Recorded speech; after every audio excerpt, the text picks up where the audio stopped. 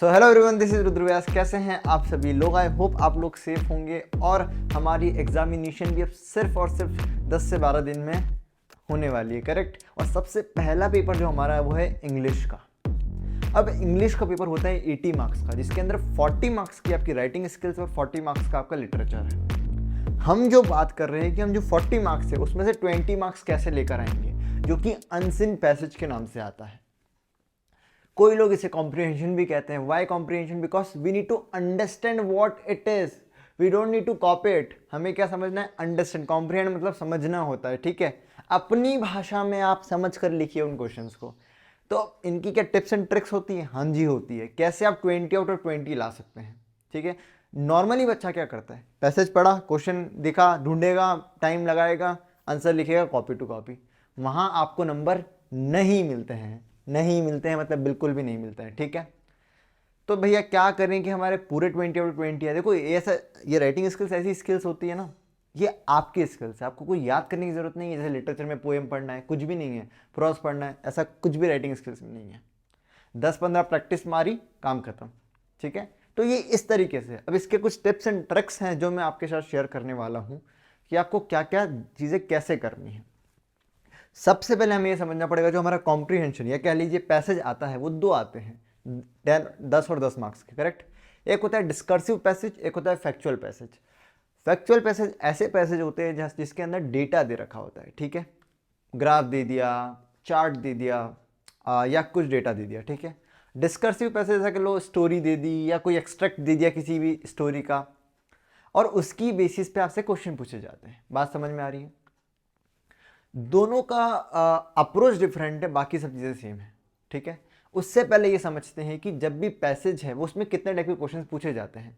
देखिए नॉर्मली क्या होगा, एक होता है जो रिटन क्वेश्चंस होते हैं जिसके अंदर आपको लिखना होता है, ठीक है, सपोर्टिव क्वेश्चंस कह लीजिए।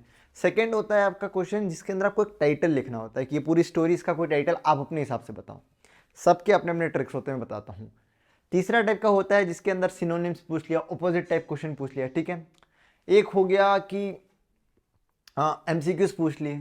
इस तरीके से बहुत डिफरेंट डिफरेंट टाइप के क्वेश्चन बनते हैं। फैक्चुअल में भी सेम ही बनता है थोड़ा बहुत, ठीक है, पर वहाँ डेटा से थोड़ा ज़्यादा कोरिलेशन रखते हैं। सबसे पहले बात करते हैं डिस्कर्सिव पैसेज कैसे करते हैं। तो नॉर्मली बच्चा क्या करता है डिस्कर्सिव पैसेज देखने के टाइम? वो टॉप टू डाउन अप्रोच करता है। मतलब पहले पैसेज पढ़ेगा, फिर क्वेश्चन पढ़ेगा, फिर पैसेज पढ़ेगा, फिर क्वेश्चन करेगा। दिस इज, ठीक है। यही आपके शायद टीचर ने बोला होगा कि भैया ऐसे करना, या फिर नहीं बोला होगा, I don't know. The best method, the best, अगर मेरी बात विश्वास है तो the best method is bottom to up approach, ठीक है। पहले क्वेश्चन पढ़े जाएं, फिर पैसेज पढ़ा जाए या कॉम्प्रिहेंशन पढ़ा जाए, ठीक है। अब इसके भी सब पार्ट्स हैं। तो पहली स्टेप क्या है? Read the question carefully and understand the question.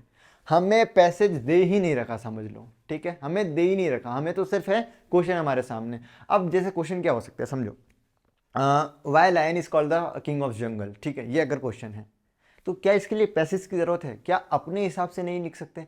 एक बार के लिए सोचो तो सही, क्यों बोला जाता है? क्योंकि वो खुद में कॉन्फिडेंट रहता है, वो सबको डरा के रखता है, वो खुद अपना ध्यान रखता है, ठीक है, वो रहता ही राजा जैसा है। तो ठीक है, बहुत सारी चीज़ें आपके दिमाग में आ सकती है, नहीं आ सकती है? आ सकती है।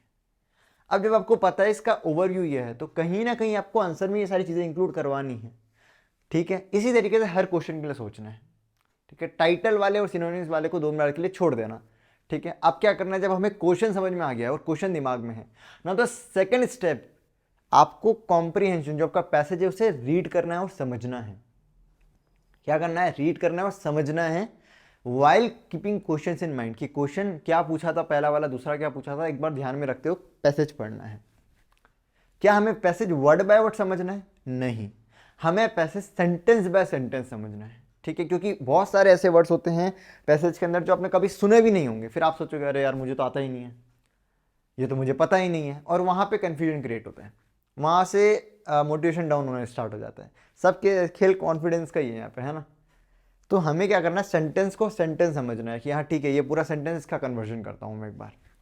उससे आपके लिए बहुत आसान हो जाएगा, ठीक है। आपने पहला क्वेश्चन पढ़ा था why lion is called the king, आपको कहीं ना कहीं समझ में आ जाएगा कि लायन को किंग क्यों बोलते हैं। उसका आंसर मुझे पता है, पहले से पता है कि क्या क्या रीज़न हो सकते हैं। अब मुझे कोई रिलेशन ढूंढना है पैसेज के अंदर, और अगर मान लो मिल जाता है, अब इसमें एक और ट्रिप ट्रिक जोड़ लो कि जो आपका पहला क्वेश्चन, दूसरा क्वेश्चन, तीसरा क्वेश्चन होगा, उसके मेजरली जो आंसर होंगे वो फर्स्ट, सेकंड, थर्ड पैराग्राफ से ही होते हैं, या फर्स्ट और सेकंड पैराग्राफ से ही होते हैं ज़्यादा से ज़्यादा, क्योंकि जब सामने वाला पेपर बना रहा है तो वो top to down approach follow करता है, पहले पैसेज लिखा फिर क्वेश्चन बनाता है, ठीक है, बनाते जाता है पैराग्राफ वाइज।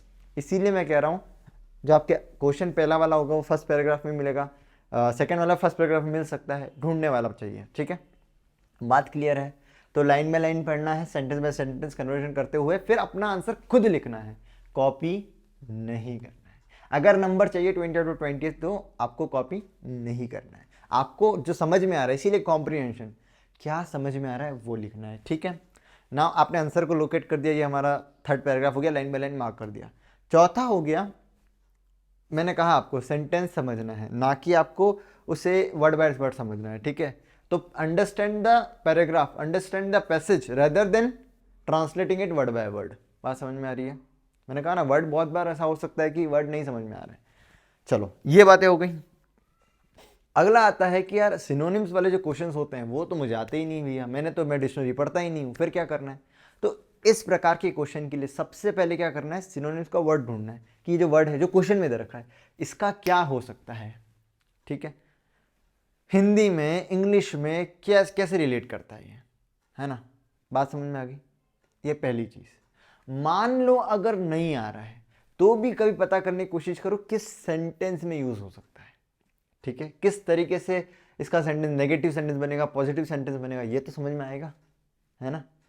चलो अब ये भी नहीं आ रहा है, फिर पैसेज पढ़ना स्टार्ट करो, ठीक है, और उस पैसेज को मैंने कहा जब आप पढ़ लोगे ना तब आपको समझ में आ जाएगा कि इस सेंटेंस का मतलब क्या है, और आपको उसी से पता चलेगा इसका सिनोनिम्स क्या हो सकता है, ठीक है, ऑपोजिट क्या होगा, सब कुछ। तो आपको बहुत ध्यान से काम करना है, इसीलिए मैंने कहा पहले क्वेश्चन पढ़ा जाए। अगर पहले क्वेश्चन नहीं पढ़ोगे तो आपको भूल जाओगे आपकी क्या लिखा है पैसेज में, कहानी ऐसे हवा में उड़ जाएगी। पर क्वेश्चन याद रहेगा तो सब कुछ परफेक्टली आगे बढ़ते जाएगा। बात समझ में आ गई? ये 3 से 4 पॉइंट, 5 पॉइंट हो गए भैया। एक क्वेश्चन आता है आपका टाइटल वाला, तो अब समझो टाइटल वाले क्वेश्चन क्या होता है। टाइटल मतलब वो आपको देना है, ऐसा नहीं कि जो है उसे वो चाहिए, आप क्या सोचते हो, आप क्या देना चाहते हो। जैसे हमने इंग्लिश में पढ़ा फायर एंड आइस, कितना छोटा है। Title is always short and very simple, ठीक है, कोई उसको फैंसी बनाने की जरूरत नहीं है, बहुत एक्यूरेट वर्ड वाइज होगा, फायर एंड आइस। जबकि पोएम में कंपैरिजन कर रहे थे अपन डिजायर के साथ और इनके साथ, पर इन्होंने टाइटल क्या दिया, फायर एंड आइस। फॉग वाली पढ़ी होगी, उसमें भी क्या था, कैट से कंपैरिजन था फॉग का, ठीक है, सब कुछ था, बट नाम क्या है, फॉग, डस्ट ऑफ स्नो। और उसमें है कितनी सारी चीज़ें कि कैसे दिन अच्छा हो गया, बुरा हो गया, सब कुछ था। But the main point was कि टाइटल बहुत छोटा उसने और बहुत अच्छा दिया, जिससे पूरा क्लैरिफिकेशन हो जाता है, ठीक है। तो ऐसा आपको टाइटल देना है, सोचना पड़ेगा थोड़ा सा, भैया हमें तो पता ही नहीं कैसा आता है, तो ये कैसे आएगा। जो लास्ट स्टेप है मेरी, practice practice practice. At least exam से पहले कुछ नहीं करना है, 10 से 12 पैसेज सॉल्व करने हैं, कॉम्प्रिहेंशन सॉल्व करना है, दोनों टाइप के। हाँ एक चीज़ पहले सुन लो, जिस तरीके से मैंने बोला जो हमारा डिस्कर्सिव पैसेज है उसको हम बॉटम टू अप जाते हैं, मतलब क्वेश्चन से फिर पैसेज पे जाते हैं। उसी तरीके से जो अपना फैक्चुअल है उसके अंदर आप उल्टा करो, पहले पैसेज पढ़ो, क्योंकि वो डेटा वाला काम है, जहाँ जहाँ डेटा दिखा उसे मार्क करते जाओ, क्योंकि वो डेटा वाले क्वेश्चन ही हैं, तो आपको बहुत आसान हो जाएगा उसके लिए, ठीक है। अब इसमें क्या होगा उल्टे, अगर फैक्चुअल में नीचे से जाते हो तो क्वेश्चन फिर सेंस नहीं है, कहानी थोड़ी है, डेटा है, ठीक है। इसीलिए तो टॉप टू डाउन रखोगे और उसमें बॉटम टू अप रखना, तो बहुत परफेक्टली सब कुछ सही हो जाएगा, ठीक है। समय के साथ 10 पेपर, रोज एक एक पेपर करना है, मतलब एक एक पेपर इन सेंस एक एक कॉम्प्रिहेंशन करना है, एक डिस्कर्सिव करना है, एक फैक्चुअल करना है, एक डिस्कर्सिव करना है, एक पैसेज करना है, टाइम लिमिट के साथ करना है। 20-25 मिनट इनफ, जिसमें पढ़ भी लिया, लिख भी लिया, सब कुछ करना है। लोग क्या समझते हैं, अरे ये आंसर है, मार्क कर लिया, ना ना ना, आपको लिखना है, पूरा कॉपी में बैठ के लिखना है कि इसका आंसर ये होगा। ले लो प्रीवियस 10 साल के पेपर उठाओ और उसके अंदर जितने पैसेज दे दो। नहीं हो रहा है तो मुझे बोलो, मैं पीडीएफ बना के डाल दूंगा, पर तुम बोलोगे तभी। अगर मिल रहा है तो मुझे कोई प्रॉब्लम नहीं है, ठीक है, मेरी मेहनत बचेगी। अगर नहीं मिल रहा तो मुझे बोलना, मैं निकाल के नहीं डाल दूंगा। करना आपको पड़ेगा, सॉल्व करो। जैसे 10 करोगे और नहीं आ रहा उसके अंदर भी, अगर उसके अंदर भी नहीं आ रहा तो देखो फिर उसका आंसर क्या है। आपको 10-12 करने के बाद समझ में आ जाए टोटल कितने हो जाएंगे, 24, 10 फैक्चुअल के, 12 फैक्चुअल के और 12 डिस्कर्सिव। आपको आइडिया लग जाएगा कि क्या पूछते हैं, कैसे लिखते हैं, आंसर कैसे लिखे जाते हैं, कैसे टाइटल ढूंढा जाता है, कैसे सिनोनिम्स आते हैं, एग्जैक्टली पता चल जाएगा पूरा आपके पास। जिसे कहते हैं ना आपके से एक आइडिया लग जाएगा, मतलब पूरा ग्राफ बन जाएगा कि ये ऐसे पूछा जाता है, ऐसा पूछा जाता है, ऐसा पूछा जाता है। बात समझ में आ रही है? और इसी तरीके से ये जो हमारे 20 मार्क्स है हमारे पूरे आ सकते हैं बिना दिमाग लगाए। बहुत आसान है, राइटिंग स्किल्स याद कुछ भी नहीं करना है, बस प्रीवियस ईयर सॉल्व करना है। पर ये 6 स्टेप्स को हमें ध्यान में रखना है। मैंने डिस्क्रिप्शन में लिख रखी है, नहीं तो आप स्क्रीनशॉट भी ले सकते हैं, ठीक है। बहुत आसान है यार, कोई दिक्कत नहीं है, ठीक है। बहुत आसान है 6 स्टेप्स। सेम फैक्चुअल के लिए सारी अप्रोच पता है कैसा चेंज करना है, ठीक है। फिर भी कोई प्रॉब्लम आ रहा है, comment box is there, Instagram is there, mail ID is there, जहाँ पर पूछोगे, जहाँ जैसा पूछोगे सब बताऊँगा, ठीक है। अपना ध्यान रखो, पैनिक नहीं होना है लास्ट टाइम पे। एग्ज़ाम से पहले सब कुछ दिया जाएगा, इस बात की गारंटी है। आपका काम क्या है? लोगों तक पहुंचाना, मेरा नहीं है, आपका है, ठीक है। मैं आपके लिए कर रहा हूँ, आप किसी और तक करिए, ठीक है। तो इसी के साथ मिलते हैं आपसे अगली वीडियो में, तब तक पढ़ाई करते रहिए and have a good day. Tata bye bye, take care.